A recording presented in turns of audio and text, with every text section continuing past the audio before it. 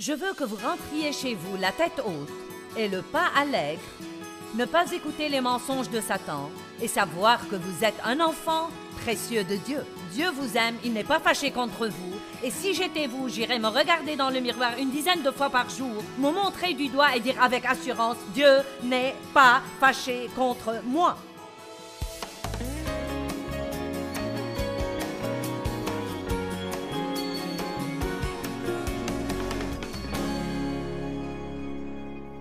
Je veux vous parler ce matin du remède au manque d'assurance, car nous avons une épidémie de manque d'assurance dans le monde aujourd'hui.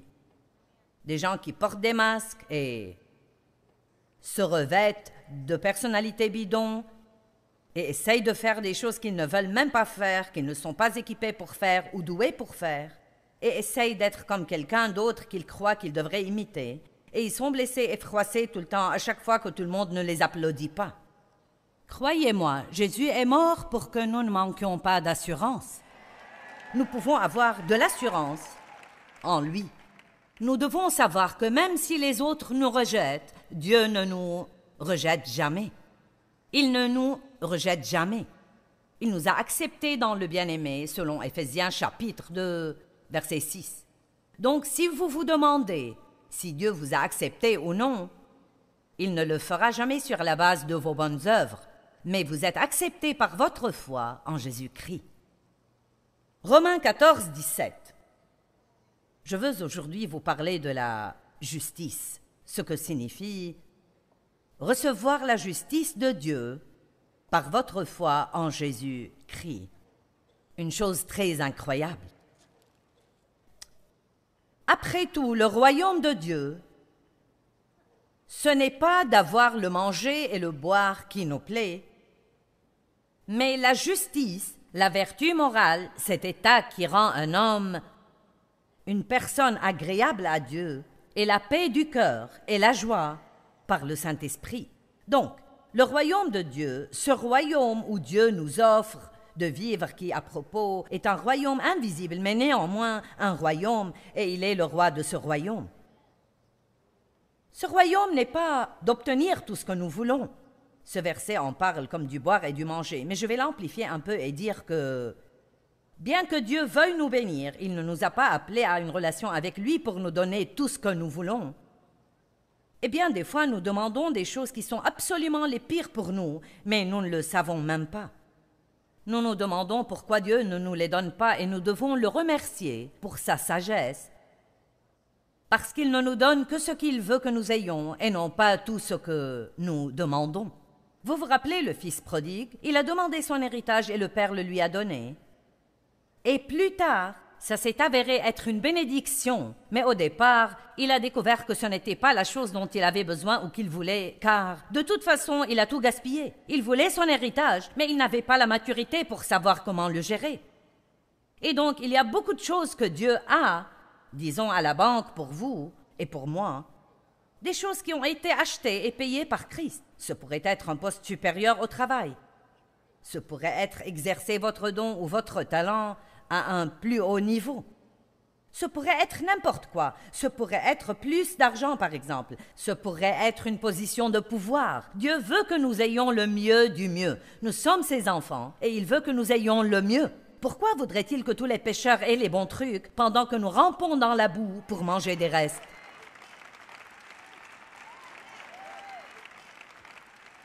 Certains pensent que c'est peut-être une bonne idée, mais vous n'en êtes pas sûr.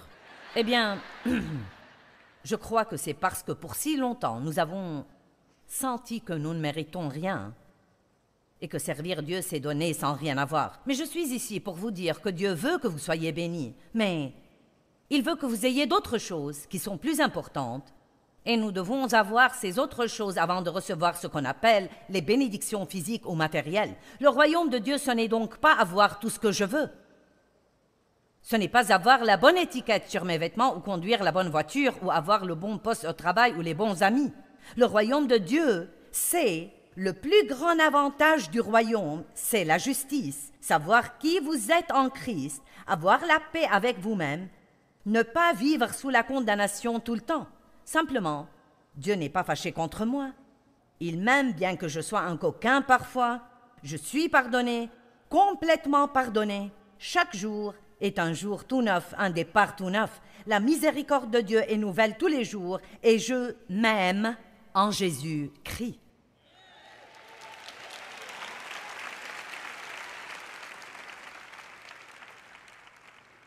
C'est la paix et la joie, la justice, la paix et la joie. Or, nous pourrions dire que les choses sont les avantages du royaume, mais le royaume, ce n'est pas des choses. Le royaume, c'est savoir qui vous êtes en Christ, avoir la paix qui surpasse toute intelligence, avoir la paix de ne pas avoir une conscience coupable, avoir une joie, un disciple et jouir de votre vie de tous les jours. Jésus dit qu'il est venu afin que nous ayons la vie et que nous en jouissions et que nous l'ayons abondamment, complètement jusqu'au débordement.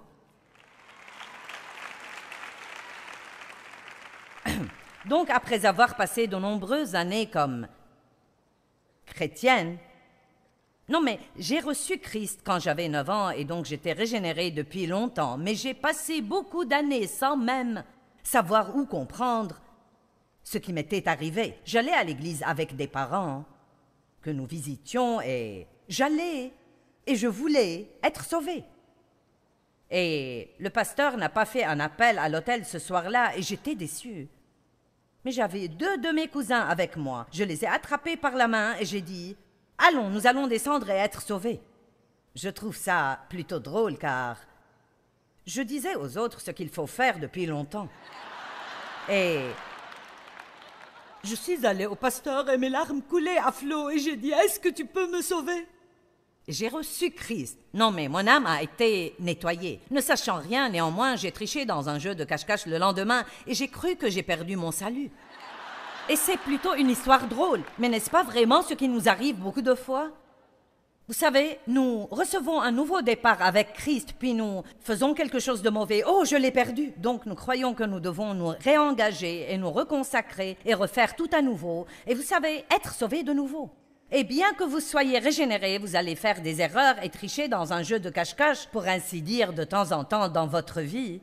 Car bien que vous soyez morts au péché, cette nouvelle partie de vous, cette partie régénérée de vous, ne veut rien avoir avec le péché. Romains 6, 23 dit « Vous êtes morts au péché ». Le péché n'est pas mort.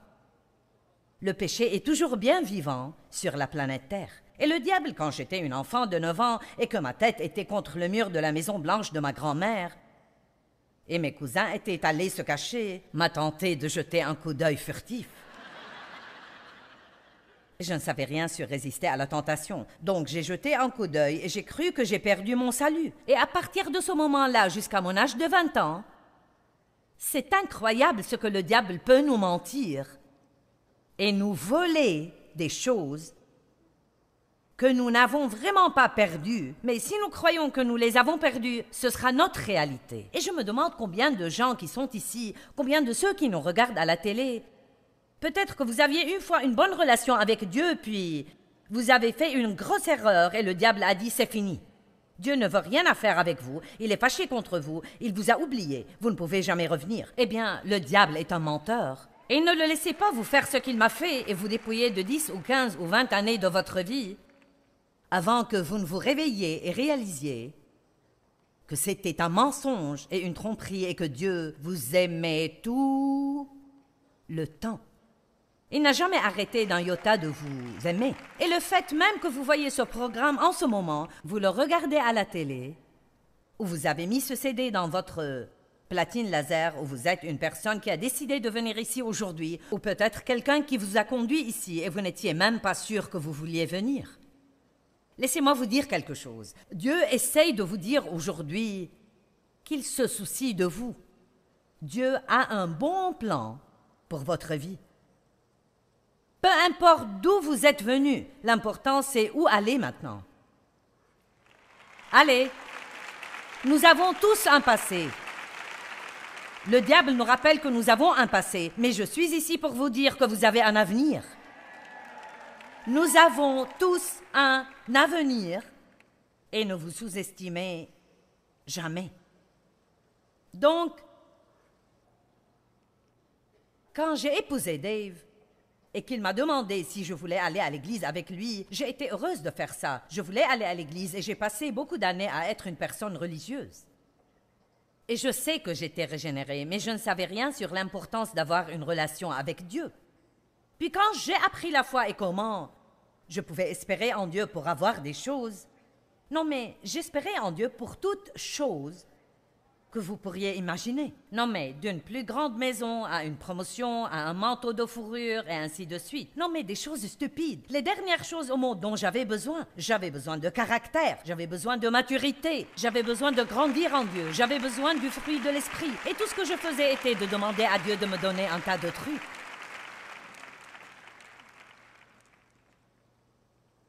Puis j'ai appris Romains 14, 17, et j'ai su que le royaume de Dieu, ce n'est pas ce genre de choses. Mettez en suspens les choses que vous demandez. Vous ne vous aimez même pas. Vous ignorez qui vous êtes en Christ. Je croyais tout le temps que Dieu était fâché contre moi. J'avais un tel complexe de culpabilité. Je traînais mon sac de culpabilité avec moi partout où j'allais. Je le prenais à l'église, à l'épicerie, j'allais au lit avec, je me levais le matin avec. Je ne me sentais pas bien si je ne me sentais pas mal. Quelqu'un ici a eu un cas aussi grave que le mien? Mais croyez-moi, quand j'ai commencé à avoir un peu de paix, j'ai pensé, il y a quelque chose qui cloche. Ce n'est pas bien, je devrais me sentir coupable. Et c'était en grande partie parce que mon père avait abusé sexuellement de moi et j'ai toujours cru qu'il y avait quelque chose qui n'allait pas chez moi. Et quand vous avez ce disque qui tourne dans votre tête, qu'est-ce qui ne va pas chez moi, qu'est-ce qui ne va pas chez moi? Quelqu'un a jamais entendu ça? Qu'est-ce qui ne va pas chez moi, qu'est-ce qui ne va pas chez moi? Parfois, Dieu doit travailler avec nous quelques années pour renouveler notre pensée, pour nous rendre compte que quand Dieu dit « J'ai fait de vous une nouvelle créature par votre foi en Christ et que les choses anciennes sont passées et que toutes choses sont vraiment devenues nouvelles. » Et donc, j'ai fait un cheminement parce que je n'avais aucune justice. Je me sentais coupable tout le temps, je n'avais aucune paix et tous ceux qui me côtoyaient, je ne leur donnais pas beaucoup de paix non plus. Qui sait que si vous n'avez pas de paix, vous pouvez affecter les personnes autour de vous s'ils vous le permettent? Je n'ai pas pu affecter Dave parce qu'il ne m'a pas permis de le rendre malheureux. Et bien sûr, je n'avais pas de joie et je ne jouissais pas de ma vie. Et donc j'ai décidé d'abandonner les mauvaises recherches et de commencer vraiment à rechercher ce que Dieu voulait que je recherche. Et j'ai fait un cheminement pour apprendre qui j'étais en Christ. Et j'aurais aimé vous dire qu'il y avait un groupe de gens qui m'ont enseigné ces choses comme je suis en train de vous les enseigner, mais ce n'était pas le cas. J'ai dû les découvrir toute seule, donc ça m'a pris plus que ça va vous prendre peut-être. Et je rends grâce à Dieu maintenant pour ce que je sais. Et chaque fois que vous apprenez un peu de vérité, remerciez Dieu pour cette vérité que vous avez parce que c'est une vérité qui vous libère. Et j'essaye de partager avec vous beaucoup de vérités ici ce week-end. Je ne sermonne pas, ce n'est pas de la publicité. Ce n'est pas une session de majorette pour le Saint-Esprit où j'essaye de vous exalter puis de vous renvoyer chez vous. Je veux que vous rentriez chez vous la tête haute et le pas allègre, ne pas écouter les mensonges de Satan et savoir que vous êtes un enfant précieux de Dieu. Dieu vous aime, il n'est pas fâché contre vous, et si j'étais vous, j'irais me regarder dans le miroir une dizaine de fois par jour, me montrer du doigt et dire avec assurance, Dieu n'est pas fâché contre moi. Faites ça jusqu'à ce que ça devienne une réalité dans votre vie. Vous voyez, ce qu'il y a, c'est que ces choses que Dieu nous offre, ces choses du royaume, la justice, la paix, la joie, la sécurité, la confiance, toutes ces choses merveilleuses, l'assurance, sont toutes des choses pour votre âme. Et quels que soient les vêtements que vous mettez sur votre corps, quel que soit le groupe auquel vous appartenez ou la voiture que vous conduisez, que votre nom soit sur une porte de bureau ou sur une petite plaque sur votre bureau, nous nous enthousiasmons pour des choses stupides. Nous croyons que c'est si important. Si vous êtes malheureux à l'intérieur, rien de tout ça ne fait de différence. Vous me comprenez? Certains des gens les plus célèbres au monde sont certains des gens les plus malheureux au monde.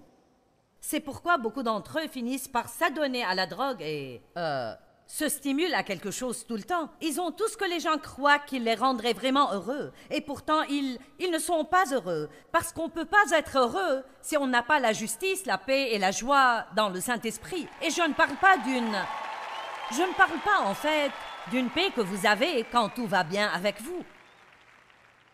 Je vous ai lu la liste hier soir. J'ai fait pendant 42 jours une liste des différentes choses qui m'étaient arrivées. Et pendant 40 jours, j'ai eu 34, soi-disant, tribulations différentes. Et je ne m'en serais même pas souvenu si je ne les avais pas notées. Et je les ai notées pour en faire un message.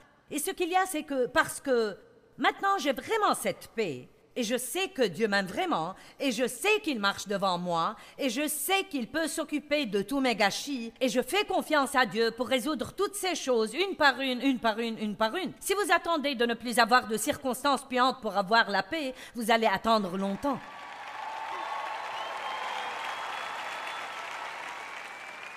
Et je vous dis que vous pouvez avoir la justice et être sûr que vous êtes juste devant Dieu. Je vais même vous dire que vous pouvez pécher et ne pas vous sentir condamné. Évidemment, je fais tout mon possible pour enseigner aux gens de ne pas pécher, mais 1 Jean 2:1 dit une chose merveilleuse. « Mes petits-enfants, je vous écris ces choses afin que vous ne péchiez point. » Tout dans la Bible a été écrit pour que nous ne péchions point, pour que nous sachions que nous pouvons vaincre le péché et nous élever à de nouveaux niveaux de sainteté et mieux nous comporter tout le temps. Mais c'est un cheminement et pendant que je le fais, je peux faire quelques erreurs. Je ne suis plus aussi mauvaise que je l'étais, ni aussi bonne que je voudrais l'être. Amen. Dieu merci, je ne suis pas là où j'étais, mais je ne suis pas là où je veux être.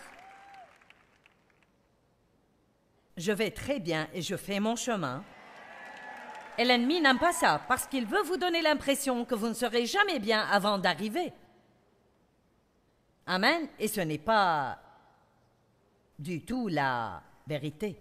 Dieu a un bon plan pour notre vie. Il nous aime. Il sait d'où nous sommes venus. Il sait où nous allons. Et il ne va jamais renoncer à nous. Nous devons donc apprendre à espérer de Dieu les choses qui sont les plus importantes dans nos vies, non pas un tas de trucs, mais la justice, la paix et la joie dans le Saint-Esprit, et d'arrêter de courir après des choses qui ne peuvent vraiment pas nous rendre heureux, et d'apprendre qui nous sommes en Christ, comment nous pouvons avoir la paix même quand nos circonstances ne sont pas bonnes. Quelles que soient vos circonstances ce soir, il y a de fortes chances que d'ici 1 ou 2 semaines, vous ne les aurez pas, ou d'ici 1 an, mais vous en aurez d'autres peut-être. Vous dites, ce n'est pas très encourageant. Eh bien, c'est la vérité.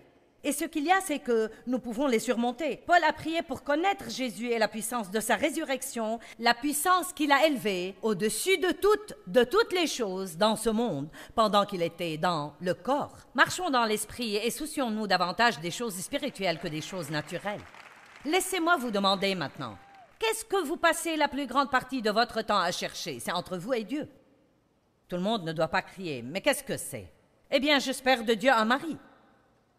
Eh bien, vous avez peut-être besoin de quelque chose d'autre avant de l'avoir. Ou vous voulez savoir qui vous êtes en Christ, car si vous recevez un mari et que vous comptez sur lui pour vous donner l'impression que vous avez de la valeur, vous allez vous fâcher contre lui à chaque fois qu'il ne vous dit pas que vous êtes merveilleuse. Allez maintenant, est-ce que vous êtes avec moi?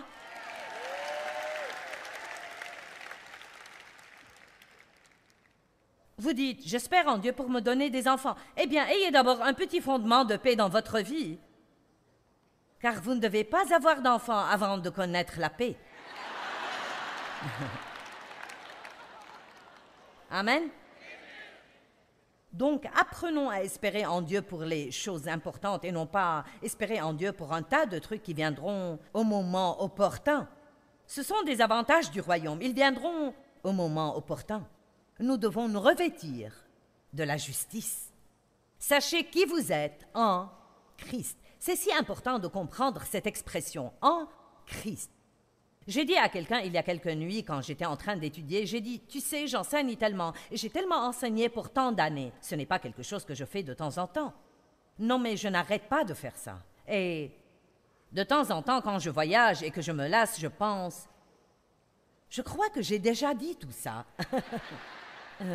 Et je me demande si les gens se lassent d'écouter la même chose. Et je sais que ça n'a pas l'air d'être la même chose pour vous, mais la chose que je ne dois pas oublier, c'est qu'il y a des gens ici aujourd'hui et des gens qui nous regardent à la télé pour qui ceci est une nouvelle toute nouvelle. Vous n'avez rien entendu de pareil toute votre vie. Non mais vous dites, sérieusement, Dieu n'est pas fâché contre moi? Sérieusement, je peux être juste devant Dieu, je peux croire que je suis juste devant Dieu, je peux avoir la paix, je peux avoir la joie. T'es vraiment sérieuse? Et donc je vais continuer à le dire aux gens et continuer à le dire aux gens jusqu'à ce qu'il n'y ait plus de gens sur terre qui sont dans l'esclavage.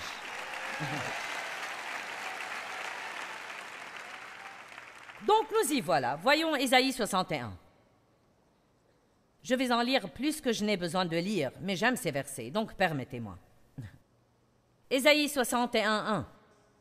L'Esprit du Seigneur Dieu est sur moi, car le Seigneur m'a oint et m'a qualifié pour prêcher l'évangile de la bonne nouvelle aux humbles, aux pauvres et aux affligés. Donc la bonne nouvelle de l'évangile est pour un groupe de gens souffrants, embrouillés. Quelqu'un peut dire, ce doit être pour moi? Il m'a envoyé pour bander et guérir ceux qui ont le cœur brisé. Donc si vous êtes ici et que vous avez le cœur brisé, devinez quoi? Jésus est ici pour vous aujourd'hui.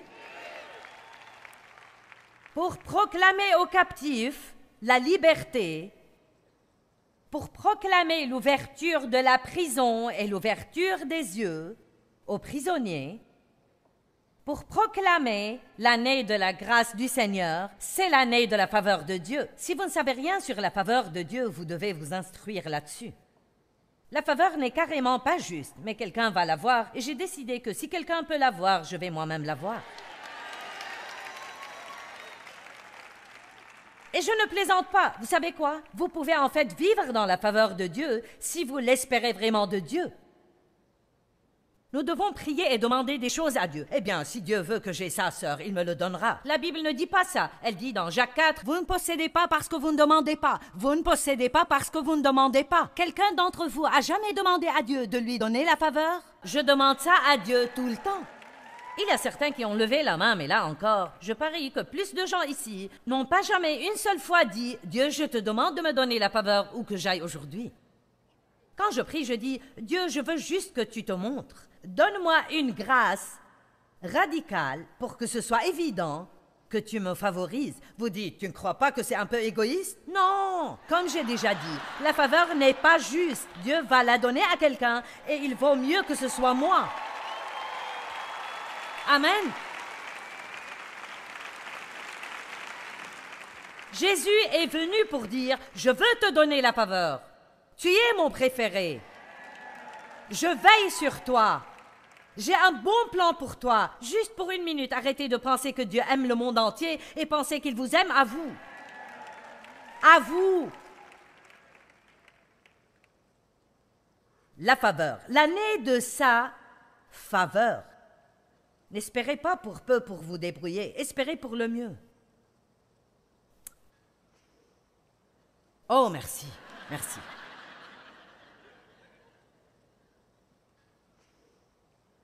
Verset 2, verset 3, quelque part. Nous sommes quelque part. Je vais recommencer. Pour proclamer l'année de la grâce du Seigneur, l'année de sa faveur, et le jour de la vengeance de notre Dieu. Cela signifie que Jésus dit, je vais m'occuper de vos ennemis. À moi la vengeance, à moi la rétribution, dit le Seigneur. Mais maintenant, il y a un autre aspect à ça. Vous avez le privilège de leur pardonner et de ne pas être tourmentés par ce qu'ils vous ont fait pendant que vous attendez que Dieu s'occupe d'eux.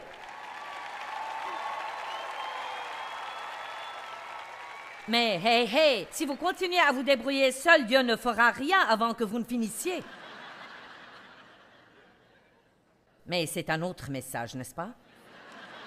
Pour consoler tous les affligés, pour accorder la consolation et la joie aux affligés de Sion, pour leur donner l'ornement au lieu de la cendre, une huile de joie au lieu du deuil, un vêtement de louange au lieu d'un esprit abattu. Ça alors, quel échange! Dieu prend votre gâchis et vous donne sa bénédiction. Vous voyez, tout ce que Dieu nous offre, c'est quelque chose que nous ne méritons pas.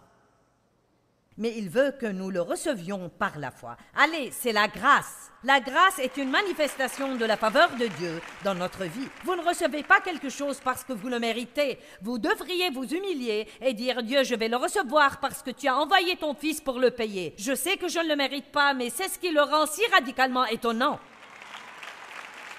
Que quelqu'un s'exalte pour Jésus.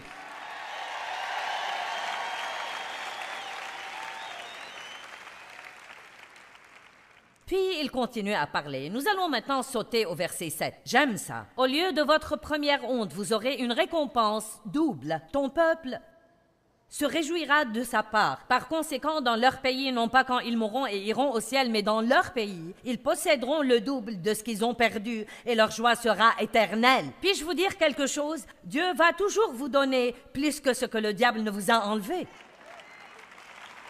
Vous m'avez entendu, j'ai dit que Dieu va toujours vous donner plus que ce que le diable ne vous a enlevé. Si vous luttez avec le manque d'assurance, je vous demande d'avoir une petite conversation avec vous-même. Rappelez-vous qui vous êtes en Christ et n'oubliez pas que sa justice est la vôtre en cadeau. Et soyez sûr que Dieu vous aime vraiment et qu'il vous veut le mieux à tout moment.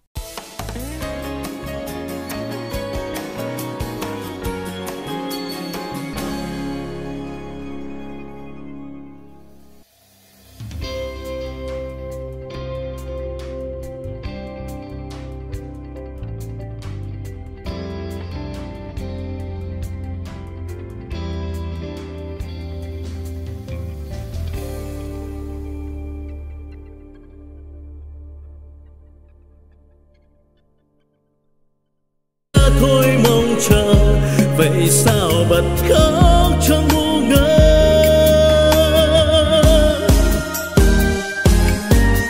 Vẫn thế đây bao lâu nay em không hay, chỉ một mình anh ngồi khóc. Nước mắt đây riêng nơi đây em không hay, sự thật là anh nhớ em. Người giờ đã xa, lời hẹn ước đâu rồi. Nước mắt đây rơi biết bao lâu thì khô. Vẫn thế đây bao đêm say em không hay, từng giọt buồn sao mặn đắng. Nhưng lúc ấy anh loay hoay trong cơn say, lại nhầm rằng em ở đây. Người giờ đổi thay, tình mình vẫn đong đầy. Thế mới biết anh vẫn yêu em, vì sao tìm quên chốn xưa ngày ta quen.